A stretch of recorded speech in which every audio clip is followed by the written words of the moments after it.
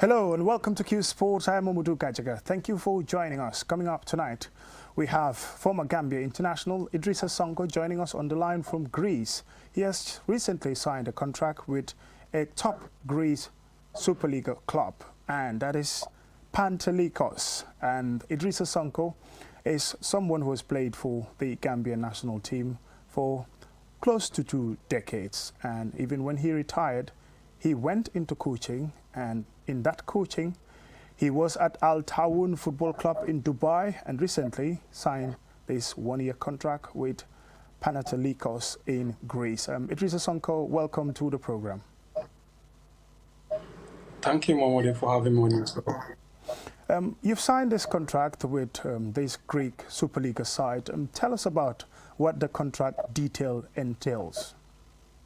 I've been working in town for the past 2 years while in contact with the head coach in Panathinaikos, who I played with in Anderlecht and Roda JC for 8 years.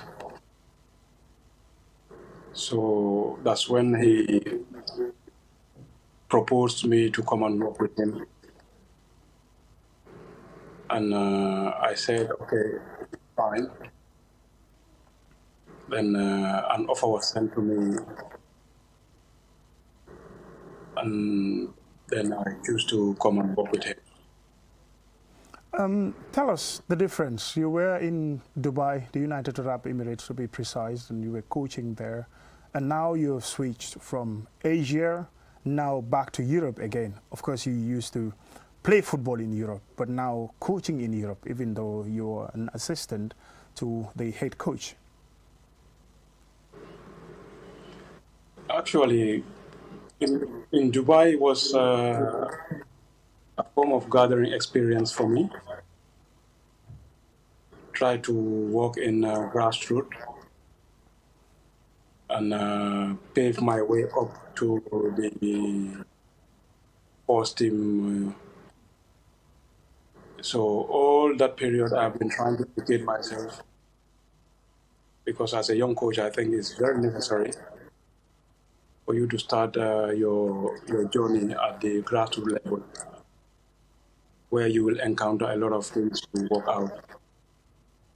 So that will help you when you get to the top level to be able to manage some certain situations.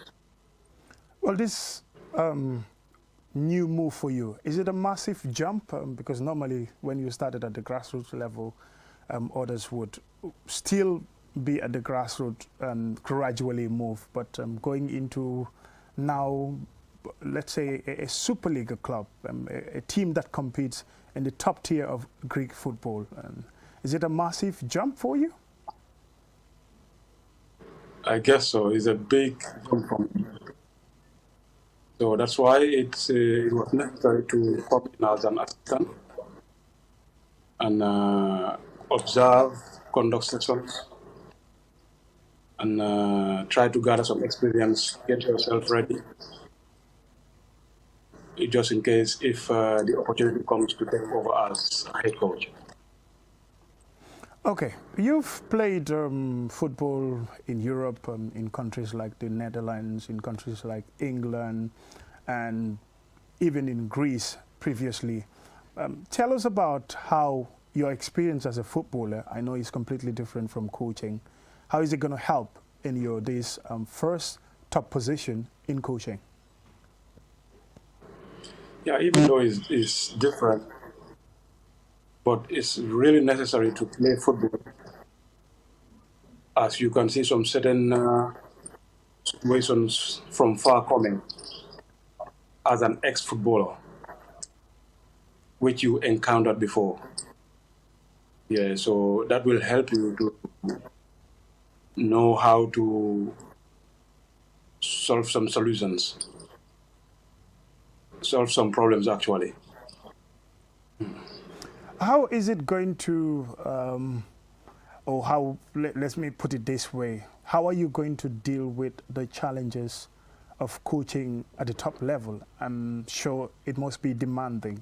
You're meeting professional footballers. Yes, you've been a professional yourself before, but tell us, how are you going to overcome this? Yeah, it's really going to be demanding, but I'm working alongside somebody who has been in this job in top flight for quite a long time now. Somebody who is experienced because he worked in different leagues for years now. So I think having him next to me will help me to gather some experience and to get myself ready. You have been a professional footballer before. When you get to Greece and maybe you must have started your first assessment of the team or first training session, how did the team receive you, or how did they receive the news that we are having a new assistant coach? It was a warm reception I had because everyone was excited to see me back in Greece as a coach after playing football here. So they welcomed me so warmly, which was really amazing and touching. Well, former Gambian footballers into coaching, not many of them. You're one of the few. Tell us what motivated you to get into coaching. You could have said, oh, I want to be a football administrator, or I want to go into other fields of football, maybe football business. You can be an agent, because of course your professional level of football has reached the heights where you can have those connections. Why into coaching now? Actually, that for me, since I've been playing, I wanted to give something back to football, especially the young ones. So when I look back, I said, okay, with this amount of years in top level, with the experience, I think I can share my knowledge with the young ones. So I think that's what motivated me to go into coaching. Football in every country is completely different from the rest, especially where you were in Dubai. That's at the grassroots level. You were doing an understudy to see how it works out there when it comes into coaching. In Greece, tell us a little bit about Greek football.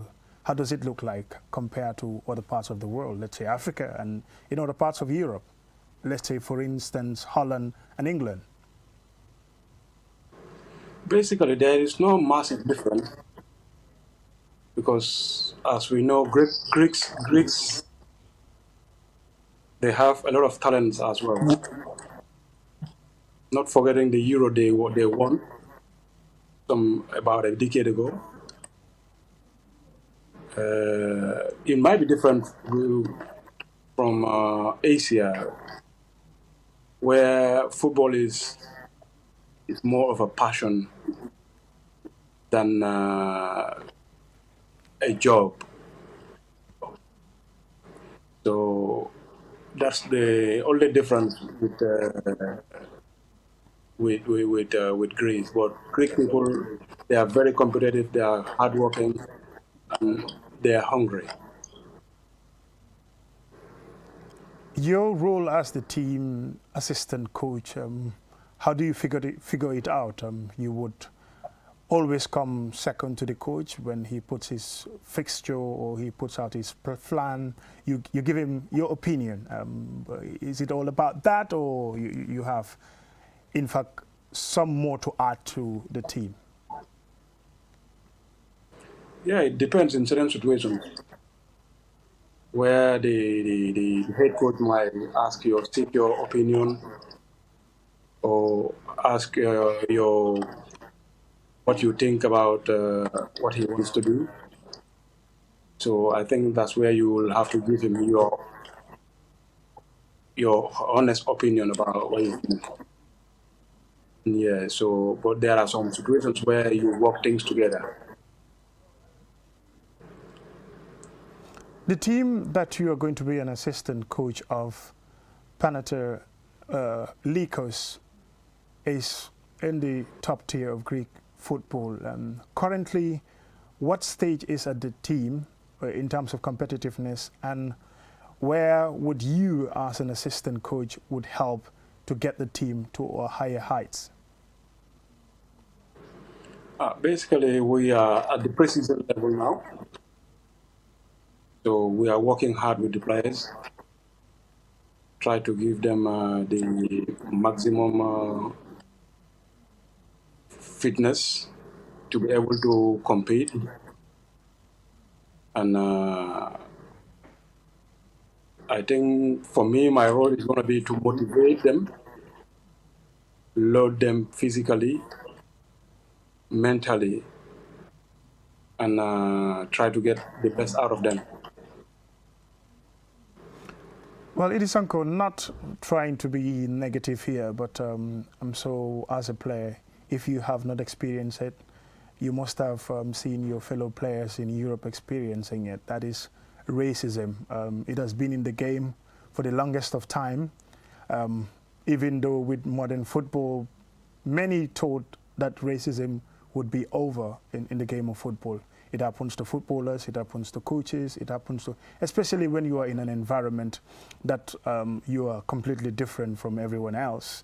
So for you in Greece, what has been your experience as a player and now into coaching? What's sort of the difference? How are Greek people like towards people that they look different from? Actually, Greek people are warm people who are welcoming. But, you know, as you said, racism is something that I think we're going to live with, because people have different perceptions and people are different. I'm not saying everybody is racist, but in every society, you will have some people going to the other direction, different from others. So we the Africans, I would call, we should put that at the back of our mind, that this is something that you will encounter one day, either directly or indirectly. So it's left to you, as a human being, how you deal with those situations.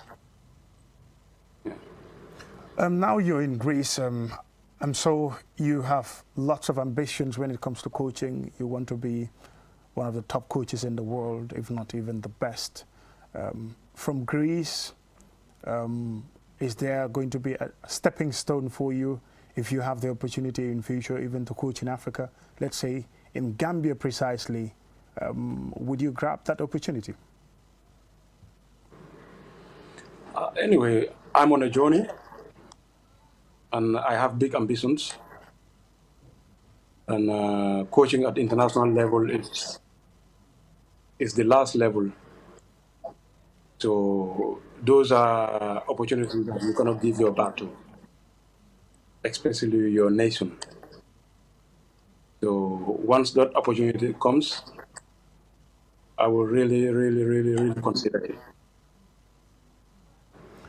Well, it is Uncle, you are someone who had played for the national team up to the highest level. Well, so unfortunate for you guys, you could not qualify the Gambia to their maiden Africa Cup of Nations. But of course, you're part of the success story because it started somewhere. Yes, it's the players of today, it's the players of this generation that were able to make it through, get us to AFCON, and then, you know, surprisingly reach the quarterfinals. You were sometime here. I saw you at the stadium. Tell us about your opinion on Gambian football. How do you see us going? And after that successful achievement at the Africa Cup of Nations? Anyway, I will continue to congratulate the boys for the hard job they did. putting a smile on the whole nation's face is not something that's easy. I think they deserve everything. Yeah, but coming back to Gambian football, I've seen a lot of talents in Gambia right now. And I think we need to help them to realize their dreams. So this is something that the government has to contribute to. The FAFF has to contribute to, and the whole Gambian nation.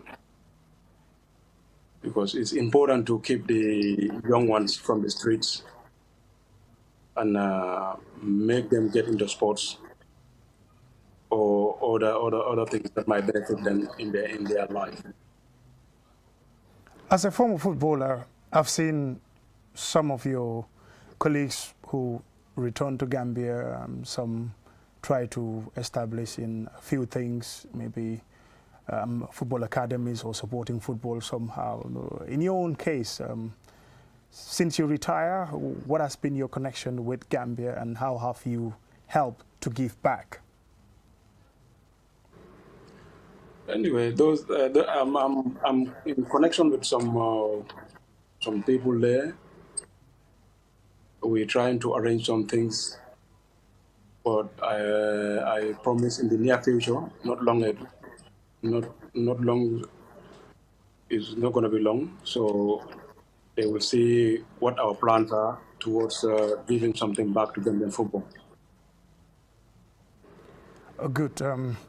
In terms of the future for Idrissa Sonko, let's say if there is any way you can help in the development of the Gambian game, how are you going to do that?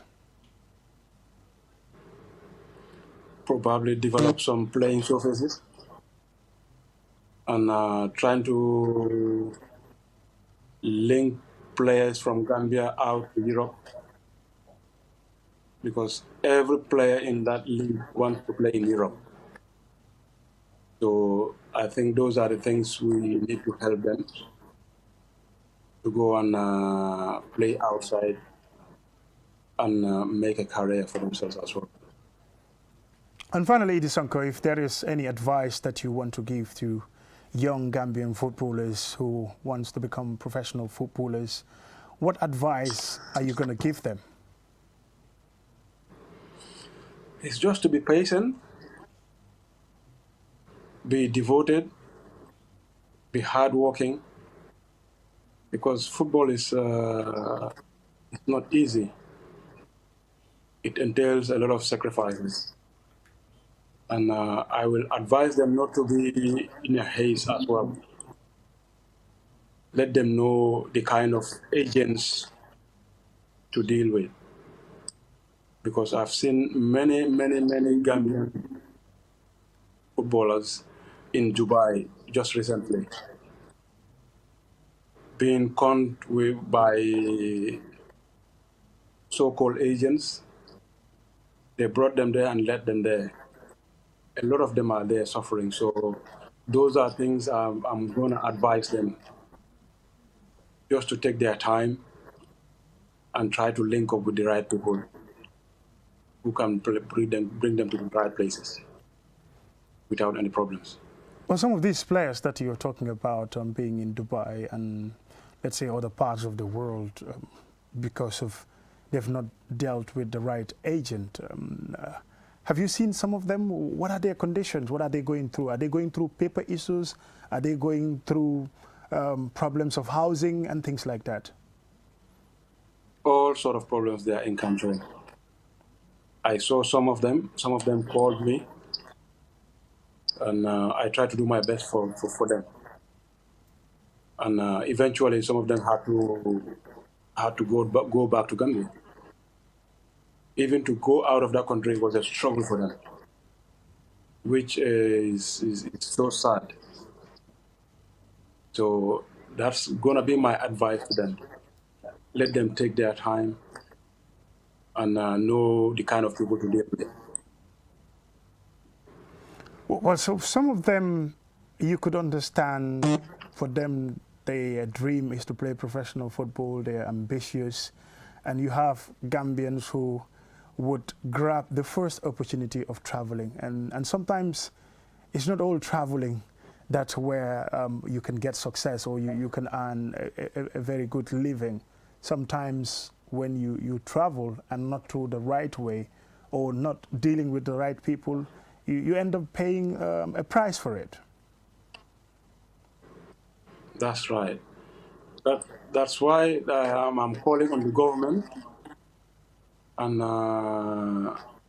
the Gambia Football Federation and the municipalities to try to find a way to create that playing surfaces, or we try to professionalize our league.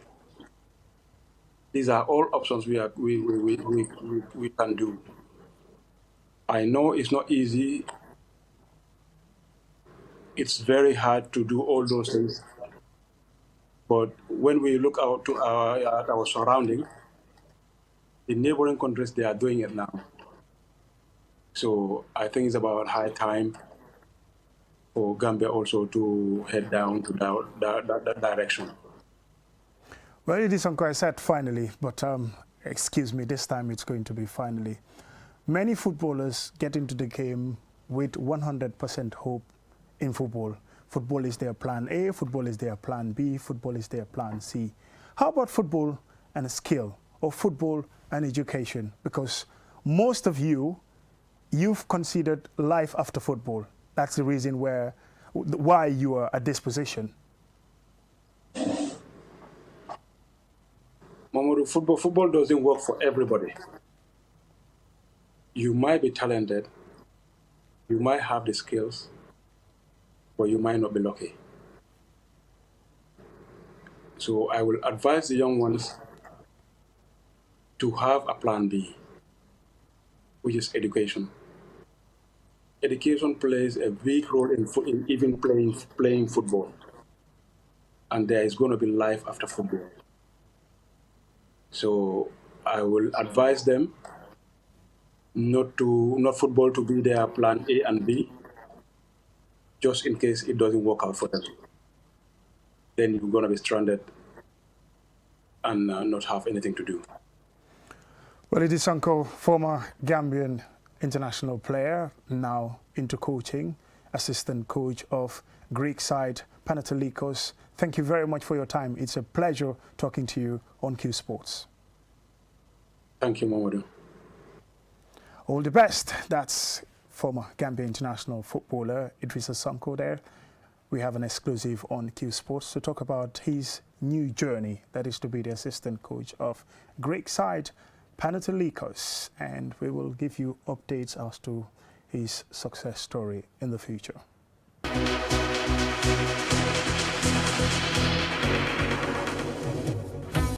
Still on Qsports, we talk about Boubacar Steve Traoré, Gambian international footballer who plays for Hammarby in the Swedish league, and he has a performance to forget. Fantastic man of the match performance for Hammarby when they played against BK Häcken, and Steve Traoré orchestrated what would be a comeback in that game. 2-2 it ended after they had gone down in the game, but they came back and Steve scored that first goal to make it 2-1, and there was a second goal. It made it 2-2, but he had a man of the match performance, as you would see in the pictures. So fantastic performance there by Boubacar Steve Traoré, and that was his first start for the team Hammarby FC when he made the switch to move from the Dubai club to the Swedish league. That is for Hammarby FC. We say congratulations, Boubacar Steve Traoré, and we wish him all the best of luck in his subsequent matches. With that, we say thank you very much for watching Qsports. Join us next week and have a pleasant night. Bye.